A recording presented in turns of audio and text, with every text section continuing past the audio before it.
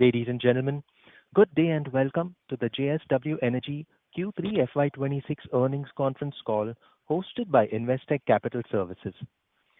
As a reminder, all participant lines will be in the listen-only mode, and there will be an opportunity for you to ask questions after the presentation concludes.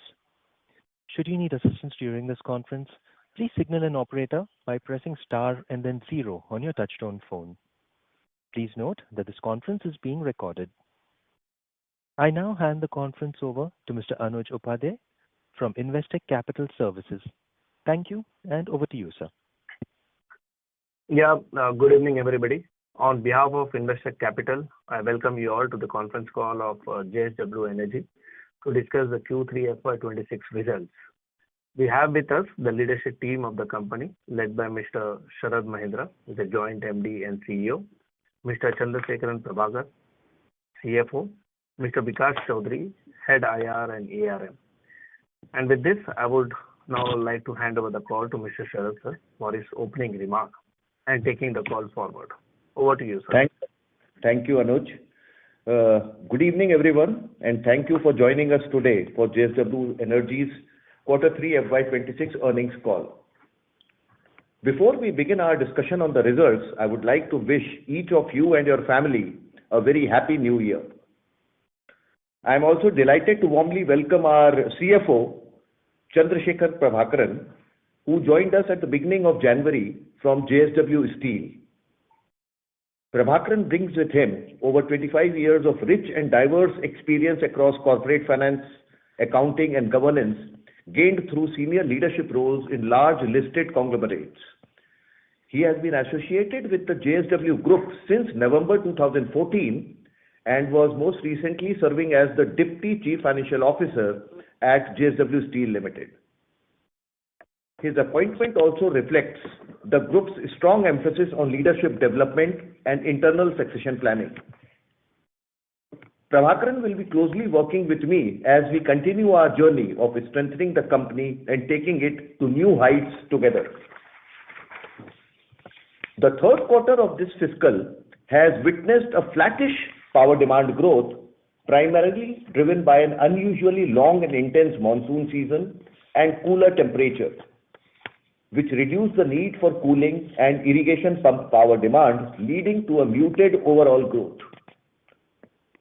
That said, we firmly believe the long-term demand growth strongly remains intact and the current softness is largely a weather-related phenomena. Encouragingly, power demand growth in December 25 was robust at 6.5% year-on-year, driven primarily by strong industrial activity. Even for the first 20 days of January, power demand growth is robust at 6%. For the year-to-date period till December 25, overall power demand growth stood at a modest 0.5% year-on-year. Another notable trend in last quarter was the all-time high December peak demand of 241 gigawatt, which also represented the peak power demand for the quarter. To compare, the peak power demand in the corresponding quarter of the previous fiscal stood at much lower, 224 gigawatt. This underscores the underlying strength of power demand when weather conditions normalize, highlighting the continued structural growth despite near-term volatility. From power sector perspective, bidding momentum during the year has been mixed, reflecting a clear evolution in the sector priorities. There is a growing recognition of the need for reliable and firm power, with thermal capacity increasingly gaining prominence.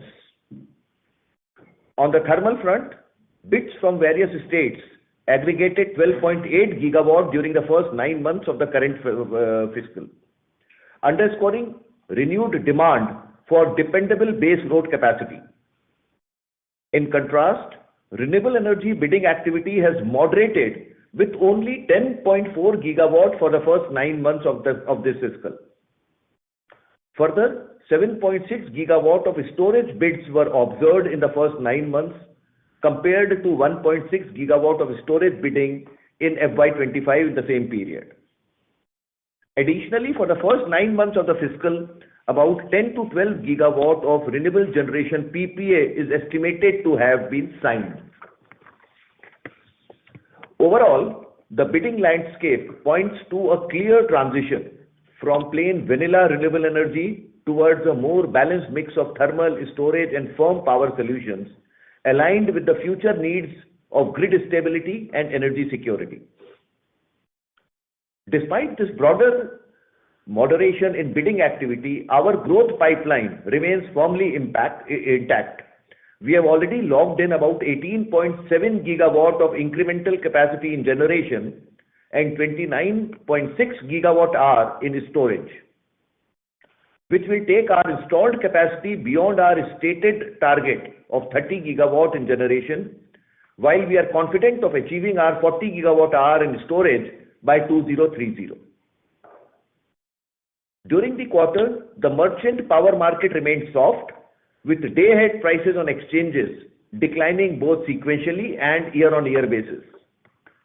Despite this, our merchant realization were at 20% premium to the average exchange prices during the quarter. This was possible due to strategic tying up of various back-to-back short-term contracts. Further, it is encouraging to note the improvement in the merchant tariffs by about 30% in the first 21 days of January compared to the average tariffs in the previous quarter. Despite last quarter's subdued merchant market environment, the impact on our business has remained limited. This resilience reflects the proactive de-risking measures we have implemented over time, including prudent portfolio diversification and disciplined contracting strategy. Currently, our open capacity stands at approximately 8%, which will further reduce to around 5% from 1st of April 2026, following the securing of 400 megawatt 25-year power purchase agreement for our Utkal plant in Odisha with Karnataka Discoms. Additionally, we have also signed 115 megawatt short-term power purchase agreement from our Utkal plant with Assam Discom for 2 years, which further reduces our exposure towards merchant markets. With this, our total plant capacity, almost more than 95%, will be tied up in long term. As a result, our portfolio continues to deliver stable and healthy returns, underscoring the strength, resilience, and flexibility of our business model, even in challenging market environment. Now, I would like to share the key highlights of our performance this quarter, during which we have made meaningful progress across several fronts. Our power sales recorded a strong 65% year-on-year growth in quarter 3 of current year, increasing from 6.8 billion units last year to 11.1 billion units in the current year, in this quarter. For the 9-month period ended FY26, net generation grew by 62%, rising from 24.4 billion units to 39.6 billion. Notably, long-term PPAs accounted for 82% of total power sales and registered a 63% year-on-year increase in quarter 3, supported by our disciplined and robust portfolio de-risking strategy. From a mode-wise perspective, we witnessed improvement across all sectors. Our solar and wind portfolio net generation rose by 149% year-on-year, led by organic capacity additions and contributions from O2 Power. Thermal generation increased by 55% year-on-year, primarily driven by contributions from KSK and capacity additions at our Utkal plant. Further, hydro generation grew 27% year-on-year versus the national average increase of 13% during the quarter, benefiting from improved hydrology and contribution from our new Kutehr plant in Himachal. I would like to reiterate that our quarterly power sales growth of 65% year-on-year stands out against a broader industry backdrop, which recorded a demand degrowth of 0.1% year-on-year in quarter 3. Over the past 12 months, we have added 5.2 gigawatt of capacity, comprising of 3.1 gigawatt of renewable and 2.1 gigawatt of thermal, which has been a key driver of our year-on-year EBITDA growth. This expansion includes inorganic capacity additions of 1.5 gigawatt in renewables and 1.8 gigawatt in thermal, further strengthening the scale and resilience of our portfolio. During the quarter, we added 125 megawatt of new capacity in renewables, including hybrid projects, taking our total installed capacity to 13.3 gigawatt. Our capacity additions represents a significant year-on-year growth of approximately 64%, up from 8.1 gigawatt in the same period last year. Building on this robustness, we have equally deliberated in shaping the quality of our capacity mix. On the capacity front, approximately 3.3 gigawatt, which forms around 25% of our current installed capacity, is secured with high-quality group captive and C&I customers. As we scale beyond 30 gigawatt, this is expected to further increase to approximately 5.7 gigawatt. Importantly, these capacities are contracted at highly remunerative tariffs with renewable tie-up at a high blended average tariff of over 3.65 rupees per unit. Turning to our recent capacity additions, I am pleased to share that Kutehr plant has now fully stabilized and generated about 130 million units during the quarter. We have also continued to remain at the forefront of innovation. During the quarter, we successfully commissioned India's largest green hydrogen plant at our Vijayanagar location with a capacity of 3,800 tons of green hydrogen per annum, marking a significant milestone in the group's decarbonization journey. Many of you may have had the opportunity to visit this facility during the green hydrogen plant visit conducted earlier this month and see firsthand the progress we are making in this emerging area.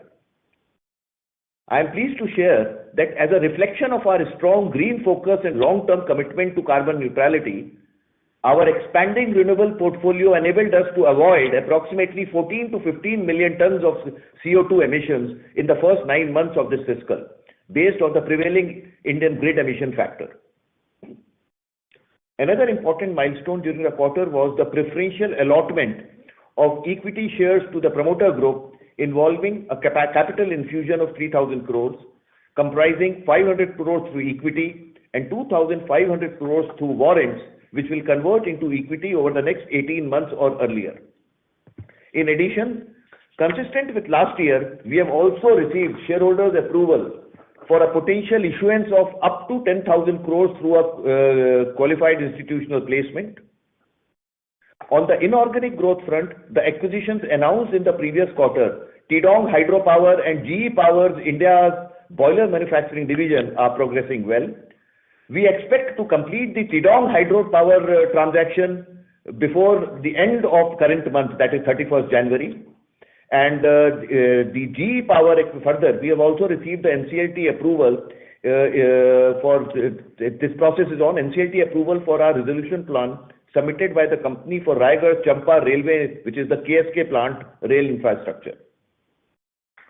Further, I am also happy to share a couple of important strategic developments post the quarter on the thermal front, post Q3. We have placed an order for 2 ultra supercritical turbine generators of 800 megawatt each for our Salboni thermal plant in West Bengal with Toshiba JSW. The turbine generator package will be manufactured and delivered in line with the project's construction schedule, enabling timely completion and commissioning of the plant. By sourcing critical equipment through our associate company, we are strengthening supply chain certainty, improving coordination during execution, and mitigating risks arising from industry-wide equipment constraints. This contract represents a strategic step in enhancing supply chain control and ensuring execution certainty for the Salboni project.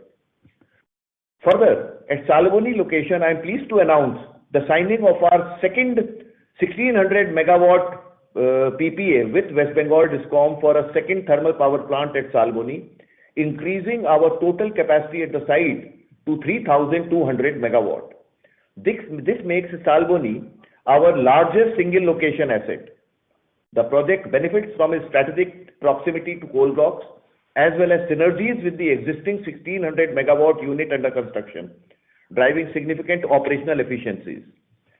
With this, our secured thermal capacity stands at 10.7 gigawatts and total logged in capacity at 32.1 gigawatts, providing ample visibility to our ambitious 2030 target of 30 gigawatts. Moving on the financial performance, which I am sure most of you have had an opportunity to look at already. Revenue for the third quarter increased by 61% year-on-year to about 4,255 crores, in line with the robust growth in capacity and generation. Correspondingly, EBITDA increased by 98% year-on-year to 2,202 crores for the quarter. With the continued capitalization of newer assets on the balance sheet, interest and depreciation were higher on a commensurate basis. Depreciation more than doubled and interest cost jumped by almost 2.6 times on a year-on-year basis in quarter 3. The company has recognized a deferred tax asset, and therefore the profit after tax is up by 150% to 420 crores in the quarter. More importantly, our cash profits increased by 12% year-on-year to about 570 crores during the quarter. On the deferred tax, our JSW Energy Utkal has entered into a 25-year power purchase agreement with Karnataka Discom for supply of 400 megawatt of power commencing 1st April 2026. In view of the reasonable certainty of sufficient future taxable profits from this PPA, the company has recognized a deferred tax assessment of 557 crores on carried forward business losses and unabsorbed depreciation. Further, on our KSK asset as well, there was a deferred tax recognition of 189 crore during this quarter related to carried forward business losses and unabsorbed depreciation. Further to the above, in alignment with the changes in the labor codes announced recently, we have also provided, with a conservative approach, we have provided 65 crores in relation to this, which is one-off provision in nature. Turning to leverage, net debt at the end of the quarter stood at 63,771 crores, up from 61,960 crores as on 30th September 25. Excluding capital work in progress, the pro forma leverage ratio stands at approximately 4.9x. The net leverage is expected to come down upon full receipt of the recently completed preferential allotment proceeds. Further, our liquidity remains strong, supported by cash and cash equivalents of over 7,100 crores. On the cost of debt, as guided earlier and in line with the recent rate cuts, we continue to see a sustained reduction in the weighted average interest rate. During the quarter, our cost of debt declined by about 11 basis points quarter on quarter from 8.79 to 8.68%. We expect this declining interest cost trend to continue as and when our bank loans undergo their interest resets. Cash returns on net worth after adjusting for our investment in JSW Steel shares remain robust at approximately 19 to 20%. You may kindly refer to the slide number 14 for this. Finally, on receivables, total receivables at the end of December stood at approximately 3,000 crores, translating to debtor days of 73 days, which is a sharp reduction versus the 96 days which we witnessed in the corresponding quarter of last fiscal. The key takeaway is that the robust capacity additions undertaken so far have now begun translating into higher energy generation as well as cash flows, and we expect this momentum to improve going forward. With this, I conclude my opening remarks, and we can now open the floor for Q&A. Thank you. Thank you very much. We will now begin the question and answer session. Anyone who wishes to ask a question may press star and 1 on their touchtone telephone. If you wish to remove yourself from the question queue, you may press star and 2. Participants are requested to please use handsets while asking a question. Ladies and gentlemen, we will now wait for a moment while the question queue assembles.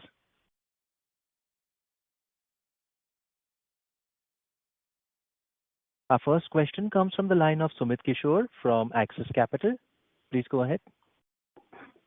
Good evening and thanks for the opportunity.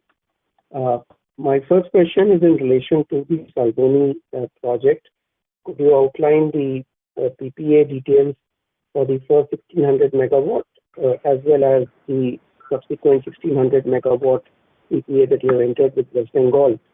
What is the likely capex phase out for this mega project, and how are you looking to phase out commissioning of the units? That's my first question. See, the PPA timelines first, Sumit, thank you very much. The PPA timelines which are there is from the date of proceed, notice to proceed. I think the date, it's 48 months for the first unit of first phase, and second unit after another 6 months, that is 54 months. So all the planning is within the same timelines. We will definitely be completing the phase one within the PPA timelines which are there. So that we are sure, because we have our supply chain in terms of boiler, turbine and generator, which is a challenge which country is seeing, as I said in my remarks also, that is all under control. So this is what we wanted to show. And also in terms of the capex we will be announcing, but yes, you can benchmark whatever we have said, and in the domain is that maybe the phase one about 16,000 crore of investment for 2 into 800, which we have announced earlier. So we'll be around that number only. Okay. And what would be the tariff arrangement here? What fixed, variable, and what are the details? See, there are two first bid. The tariff is in the range of 3 rupees 65 paisa, which we have already announced, and the second 4 rupees 6 paisa. Fixed. This is the fixed charges only. 3.6 for phase one and 4.06 for phase two. Fuel is passed through. Fuel is passed through at what heat rate? Those things, those details we will provide you, but that is as per the guideline which is there, which is 2350 heat rate. Sumit, this is Vikas here. We will be happy to connect with you on this if you want a detailed. We will give a detailed presentation and we'll be happy to connect with you. Okay, Vikas. My second question is on, you had targeted in second half of the year to commission about 1.5 watt gigawatt, if I recollect. And, broader question is that given the grid constraints for this financial year now on an organic basis, how much RE capacity would you be able to close the year by? And for the next financial year, you have a sizable under construction portfolio. So given grid constraints and other challenges, what is doable in FY27 on an organic basis? Also, if you could attach, Please tell. And just to close this question, if you could also there's a big ramp up in capex that we are expecting to see in the coming financial year. So broadly on an organic basis, your capex this year and the next financial year, how are you thinking about it? Yeah. See, Sumit, one is that as we have said earlier, you rightly said that 1.5 gigawatt of fresh capacity addition during H2 of current fiscal, out of which 125 megawatt we have commissioned during quarter 3. So we are well on track. And in the current quarter, the capacity additions which are going to take place, we will be meeting the guidance what we have given for 1.5 gigawatt in second half of current fiscal. And for which great connectivity and land, everything, these projects are at advanced stage. Second, for next year, whatever plans we are having, we'll be definitely giving the numbers later. We are in the process of finalizing our next year plans. But of course, keeping in mind the connectivity availability and land, as I have been saying for quite some time, we are absolutely insulated for next 1 year to 2 years from connectivity challenge. Reason is 2 steps what we took has secured us from this uncertainty which the country is facing. One is that we have majority of our projects coming next 2 years are STU instead of ISTS interstate. It are intrastate and STU connectivity is available. And second is the O2 acquisition. All capacities which are going to come under that, 100% of the connectivity is available with us for the entire to reach the capacity of 4.7 gigawatt. And beyond that, if we have to do, there is additional capacity, connectivity is available beyond 4.7 in O2 also. So these are the factors which gives us almost certainty that we will not be facing any challenge on these factors. Regarding capex numbers, as and when we finalize our next year plan, which we'll be doing shortly, we'll be definitely making at the right time the announcement. Just to close the loop on, you have about We lost you. So your audio is not coming through. Sumit, I request you to please repeat the your was question. given connectivity challenges can get commissioned by, say, FY28 end also. See, yes, FY27 and FY28, more or less, whatever plans we have to reach our 30 gigawatt by 2030, we are on track. And till FY28, we have absolute clarity of the connectivity also. Thank you. I'll get back in the queue. And we will be commissioning as per the PPAs, because majority of our capacity, the PPAs have been signed. So we are on track to complete everything within the PPA timelines. Excellent. I'll get back in the queue. Thank you and wish you all the best. Thank you. Our next question is from the line of Mohit Kumar from ICICI Securities. Please go ahead. Yeah, good evening and thanks for the opportunity. So first question related to the PPA which you applied for in Bharat with Karnataka. I think it's 400 megawatt. Is 400 megawatt net capacity the first subsidiary question? And second is it possible to help with the fixed tariff of this particular PPA? Okay. See, this 400 is the net capacity one. And this is a tariff at 5.8 rupees at my plant bus. And the fixed tariff, sir, in this? No, this is a fixed tariff of 5.8. But of course, escalable, but this 5.8 tariff is the year one tariff which we are going to get from from Karnataka. And is it scalable? This is a single tariff. It is fixed plus variable fixed single tariff bidding which are there. For 25 years. Is that right? Yes. Yeah. Understood, sir. My second question is on the Salboni. Of course, you have already given the order for the turbine generator. For the boiler for 3.2 gigawatt, what is the plan? Are you giving it to the GE facility which you acquired, or is only source few components? See, yes, as we have announced earlier, the GE boiler manufacturing plant in Durgapur, which we are in the process of acquiring, and we expect the process to be completed and the plant to be fully with us by June or July of 26. So we will be making these boilers for our captive requirement in Durgapur only, which has a capacity of almost about 1.5 boilers of 800 megawatt, 1.5 boiler equivalent material to manufacture. And as and when required, we will increase the capacity also there. So we will be manufacturing our own requirements from Durgapur boiler unit only. Understood. My last question is, what is the progress on conversion of our LOA into PPA? Of course, we have a good pipeline of PPA, but still some of the LOAs on the RE side have been there for quite some time.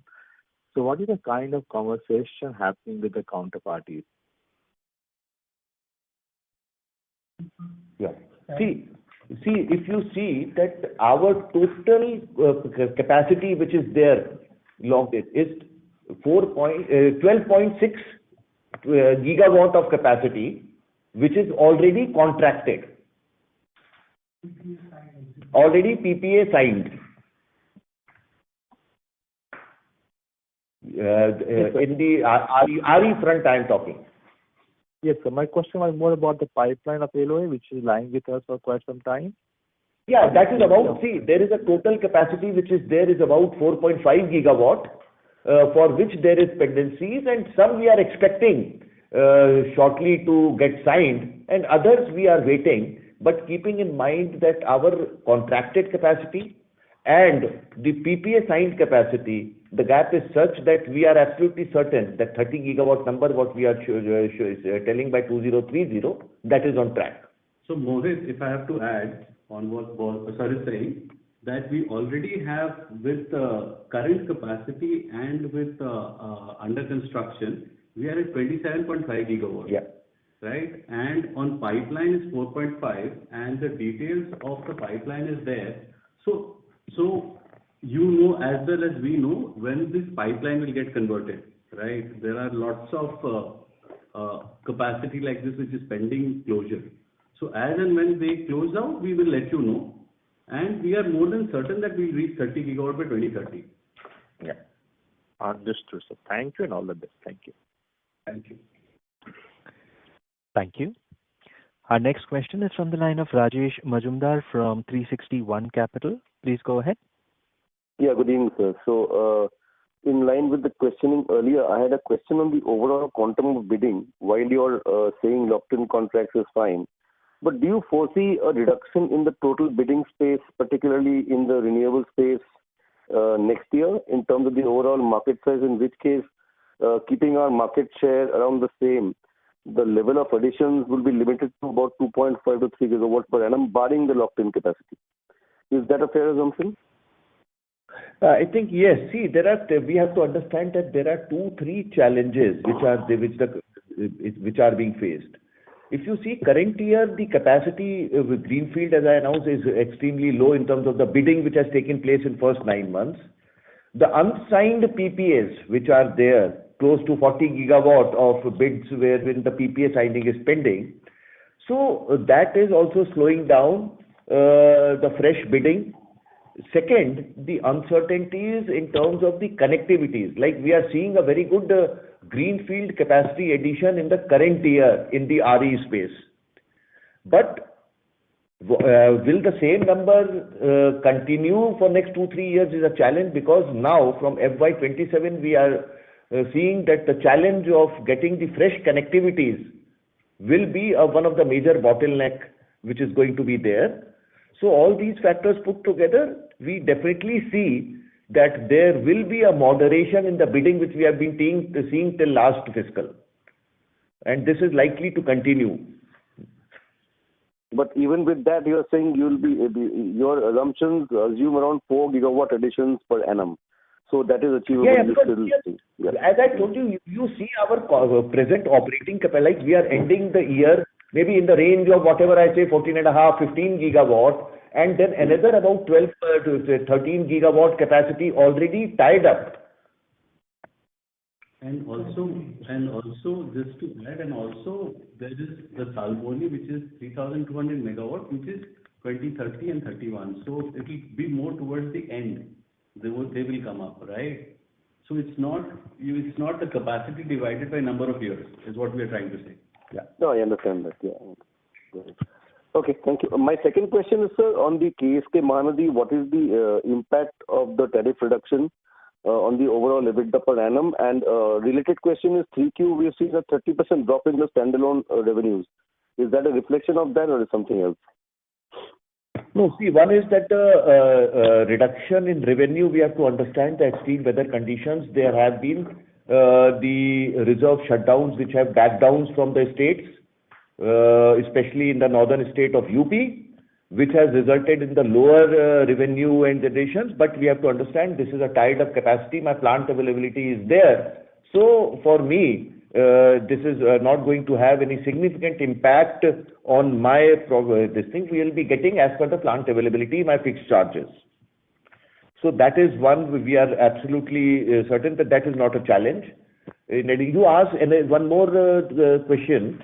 KSK tariff reduction. The tariff reduction.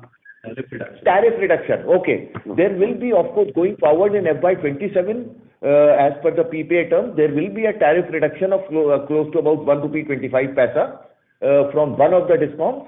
So that will definitely have some impact. But operational efficiencies, as I said earlier, during the year, we have been building up a lot of operational efficiencies and which have come during the year and have kept on coming. So that will give us annualized benefit next year. To some extent, we will be definitely reducing the impact of this tariff reduction from that side. And also, the sale of the reserve shutdowns and other things, backdowns from the plants which we have started. So that we are expecting that the impact on the overall EBITDA will be there something, but it will be minimal. What portion of total capacity is impacted by the tariff reduction out of 1,800? What capacity? 1,000 megawatt of UP. 1,000. Okay. 1,000 megawatt, which is with UP, tied up with UP. Right, sir. And my last question is, when do we see the first tranche of capital coming into the company and a kind of...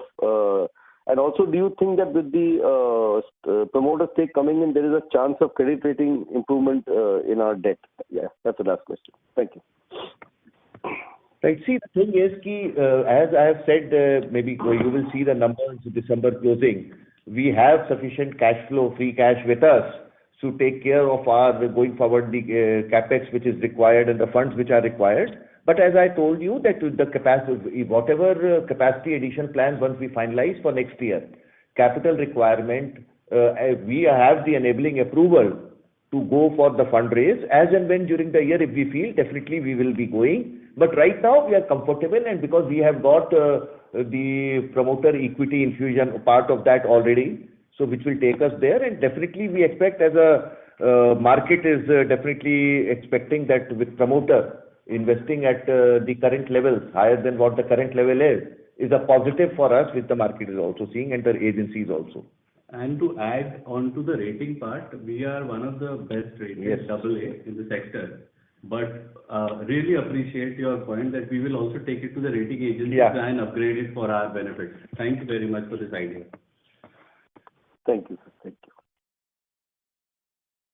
Thank you.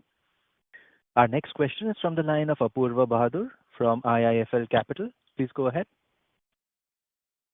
Hi, good evening. Thank you. Sir, I was just curious about the Utkal PPA. You said that it was a single tariff bid.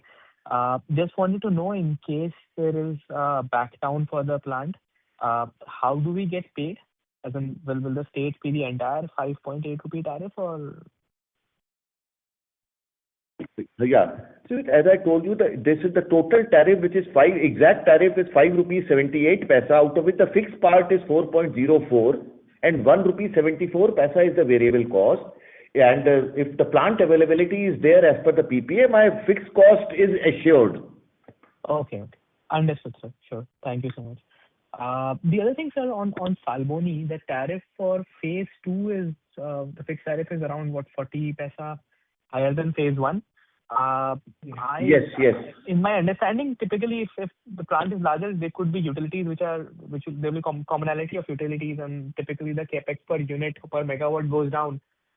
What precipitated this rise in tariffs, and was the state okay with it? I mean, yeah, state. See, we have to see one thing. The first phase of my Salboni project was a year back when the tariff was discovered, the fixed cost. After that, if you see all the bids which have happened even at a higher price. The state is seeing that what is the total cost, and this is still one of the lowest tariffs. The state is seeing this as 4 into 800 blended. If you see, it becomes a significantly attractive tariff as compared to the almost 12 gigawatt of bidding which has happened during last 1 year. In thermal space, this is one of the most attractive tariffs. So state is absolutely comfortable, and regulatory approval also is in place. Keeping in mind what has prevailed, we need to know what has happened in other bids in Assam, whether it is Bihar or whether it is MP. You see the states. So this is a very good tariff which has been discovered. understood. Sir, I see your presentation. I believe the BESS containerization and cell assembly plant is about to get commissioned. We have certain BESS PPAs as well, which we need to execute. So, will we be importing the cells and converting it and containerizing it at our facility for these PPAs? Yes, exactly. Yes, we are doing that only. Yes. Okay. And have we placed the orders for the cells yet? Yes, we have placed for some, and the material will start coming because the trial production plant is stabilized. We have submitted our product for necessary approvals, which we expect by March end or early April, the approvals to be in place. But by the time we will start the production sometime in February, between February March. So can you share how much of cell capacity or cell import orders that you placed? Exact number I will get back to you right now. I'll let you know. But yes, we understand and we have that sensitivity done. I can understand from where this is coming in terms of the prices, which we are seeing the northward movement in prices. So we have been aware of this trend and accordingly we have taken the necessary steps at right time. Sure, sir. Much appreciated. Thank you so much. Thank you. Thank you. Our next question is from the line of Satyadeep Jain from Ambit Capital. Please go ahead. Hi, thank you. Just wanted to check on RE contracted capacity PPA. In the PPA, just specifically, can you give an update on FDRE 4, what is happening there?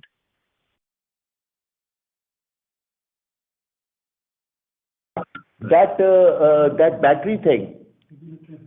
See, we are waiting for the regulatory approval. We are waiting for the regulatory approval for the FDRE. We have received the letter. We are waiting for regulatory approval. That is the state. There is no further communication to us from Rajasthan on this.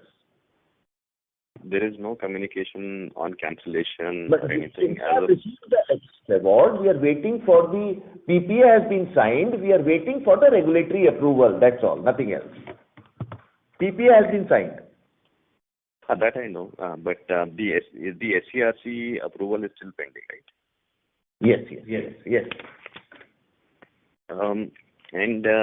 On just want to understand on the NEP also, the government has been focusing a lot on distribution side. I know historically that is one area that you've not focused on. Is there anything? Are you incrementally looking at that at all, or is that a no-go zone for you? There is nothing is no-go for us. We definitely keep looking towards the opportunities as the sector, as the segment is evolving. Now we see a lot of tailwinds in this area also. So we are in the sense that looking towards the various opportunities, we are estimating, we are also observing what is happening in UP, which has come out with privatization. So we are keeping a track. But definitely, we have to come with a concrete plan. But we are there is definitely no-go is not the word for us. Just confirming, you have evaluated. You'll take a decision later on, but you have evaluated all these privatization opportunities. Yeah, we are in the process because there is a sufficient capital allocation strategy also efficiently. So that also is a part which plays that how to prioritize and when to what. Okay. And on the DSM, just wanted to, given you also have a very wind-heavy portfolio, have you also obviously commented on that proposal for DSM? Just wanted to understand, the government is also talking about DSM being at par with thermal by 2030. What is the implication basis the historical schedule generation you've analyzed on your portfolio from DSM tightening? See, this is an industry-wide issue we have to understand. So as an industry, we have taken up and the losses which are there at the industry level because of this is something, the cooling and various other options which we as an industry, we have taken up and Wind Association is also actively working on these DSM settlement mechanism. And loss of resistance, it would be lots of resistance, it would be relaxed is what we feel, and let us wait for some more time on this. But yes, industry has taken this up with the ministry. Okay, thank you so much. Thank you. Our next question is from the line of Nikhil from UTI Mutual Fund. Please go ahead. Thank you, sir. Just have a couple of questions. So, we have seen a lot of renewable generation getting curtailed in the quarter. Wanted to understand how much was the impact of it on our financials? See the curtailment which is there, we have to understand that again because of the evacuation constraints and especially being witnessed majorly in the state of Rajasthan. So what is happening? There are two types of curtailments. One is against the GNA which is there, that I have the grid connectivity and still the curtailment is there for the grid stability point. Financially I am protected because I am getting the full payment cost, as per the tariff I am getting that. A small part of the capacity which came up early and the connectivity is maybe to few months ahead, we have got the TGNA, which is a temporary connectivity. As and when there is a pressure on the grid, this temporary grid connectivity gets curtailed, wherein there is a financial impact. So our portion is significantly small as compared to the large capacity which we operate. So our capacity, it's negligible right now, till now the impact on us. And the positive which has happened, we have just maybe about a week, 10 days back, the new this evacuation, this connectivity has got started. With this, even the curtailment has significantly reduced, which has benefited us also from the temporary grid connected portfolio. Understood. And so, any understanding as to why the wind PLFs have been lower? Because industry-wide, they are a bit better than what we have reported at 16%. See, the thing is, we have to understand the wind portfolio. If we see asset to asset, our wind PLF, in fact, has been one of the best and significantly higher than what it was last year. We have to remember that a large portion of my acquired capacity of Maitra, which is from 850 kilowatt machine to maybe 2.3 megawatt of machines. So there the PLFs are low. Those are low PLFs by design, which all was considered at the time of acquisition. The valuation was done accordingly. So when on a blended basis you see, our PLF on a blended basis may look lower, but on all the fresh capacities which we are commissioning, there the PLFs are in line or slightly better than the what is there in the country. And going forward, as and when the new capacities get added, with the newer portfolio percentage of wind increasing in the overall, our PLFs will also improve. Understood. The final question on the thermal bit. I mean, at 4 rupees, I mean, the returns that you'll make are very good. So, any understanding as to how big can we look at our thermal portfolio, say, 5-6 years down the line? See, right now, if you see that the thermal portfolio has a time period of maybe 48 to 54, 60 months to complete the project, the greenfield project. So right now, what we are seeing is that 4 into 800 we have in Salboni, which we are absolutely working on. In addition to that, at KSK, when we acquired, another 3 into 600 work, which is already on, is one capex, because that will be balance of plant was fully ready. Part work of all other 3 units was done. So this will be completing additional capacity of 1.8 gigawatt at KSK will be coming at a much lower specific cost capex as compared to a greenfield, and the tariffs, as you rightly said, what are prevailing in the market. So we are right now next 5 to 6 years seeing Salboni coming in, KSK addition, and maybe if any other good opportunity is there, we'll be open, but it's a time which will take its own time. Okay. We have started capex on the additional 1.8 gigawatt at KSK. Yes, we have started for the 4th unit, which was already 30 to 40% of the work was complete when we acquired. And also some of the material which was lying in the port, which we have been able to get after the NCLT order, we have placed the orders, and enabling work has started. And now very soon the entire work will start, and we expect in about 3 years' time we should be in a position to commission this. Commission 1 unit or the 3 units? 4th unit, and then subsequently every 3 to 6 months the balance 2 units also. Understood. Thank you, sir, and all the best. Thank you. Ladies and gentlemen, you are requested to please restrict yourselves to 2 questions only per participant. Our next question comes from the line of Atul Tiwari from JP Morgan. Please go ahead. Yes, sir. Thanks a lot. Sir, my question is on industry. So you mentioned that in the first 9 months, we have seen about 12 gigawatts of thermal bids from the state. So do you mind how much more can happen over, say, next 1 or 2 years from the states only? Are we looking at a similar number, higher number? And what can be your share potentially for the new thermal projects? Yeah, this is again a question. See, the government of India has announced 97 gigawatt of capacity addition, fresh capacity commissioning by 32 to 34 period. So in line with that, whatever the pipeline is and balance, so we see some bids, fresh bids definitely will be coming. Some of the states have already given their indication that they are preparing for the bidding.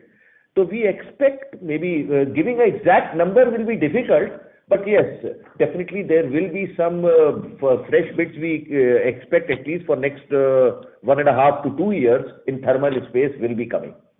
Regarding us, as I told you that we are absolutely full till 2031-32.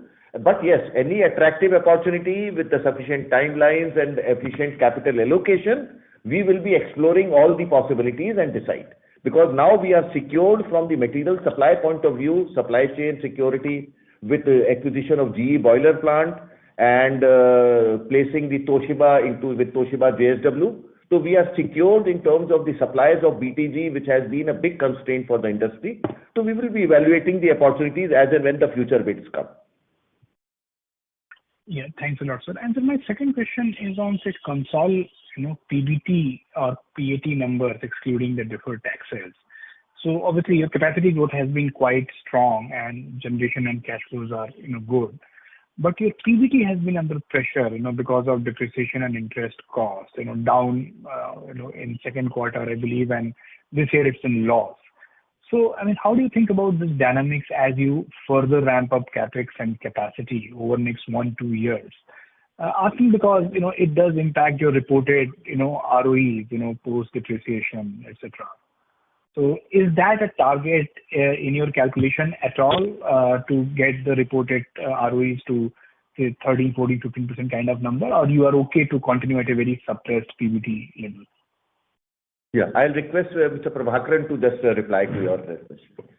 So if you look at currently we are kind of adding capacities. Now, initially what happens is that as you add capacities, initially I think if you look at the returns, it is kind of at a lower rate. And overall, once the interest and this one starts coming down, that is the time in which basically you will find the returns at a PBT level.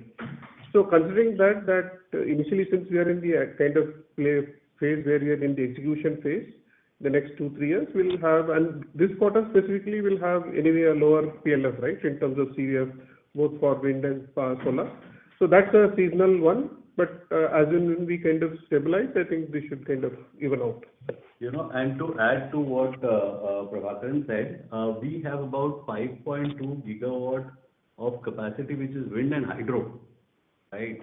So that on third quarter is always muted. So we should actually look at it on a year basis than just looking at 1 quarter. Yeah, okay. Thanks a lot, sir. Yeah. Thank you. Ladies and gentlemen, we will take that as our last question. I would now like to hand the conference over to the management for closing comments. Over to you, sir. Thank you, everyone, and thanks for being with us today. And again, wish you a very, very happy 2026 and look forward again meeting you all. Thank you very much. Thank you. On behalf of Investec Capital Services, that concludes this conference. Thank you all for joining us. You may now disconnect your lines.